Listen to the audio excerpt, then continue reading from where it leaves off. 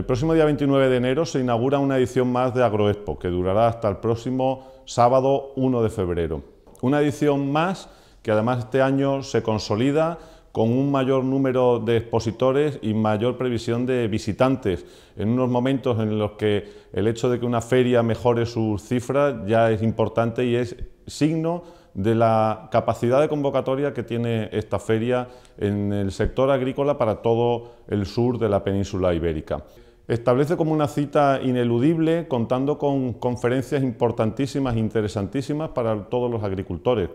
Tenemos el caso de la Jornada de la PAC, que impartirá Fernando Miranda, presidente del FEGA, acompañado de Mercedes Morán, la directora general de la PAC del Gobierno de Extremadura, y que ya en ediciones anteriores ha supuesto una importantísima capacidad de convocatoria y que este año, dadas los temas tratados en la reciente conferencia sectorial, se prevé que también sea muy interesante. Por otra parte, tendrá lugar la Jornada del Cultivo Invitado, una nueva sección en Agroexpo que pretende aportar a los agricultores novedades e información sobre nuevos cultivos que se pueden desarrollar en la región. En este caso se hablará del almendro, una alternativa real y rentable para cultivar en Extremadura.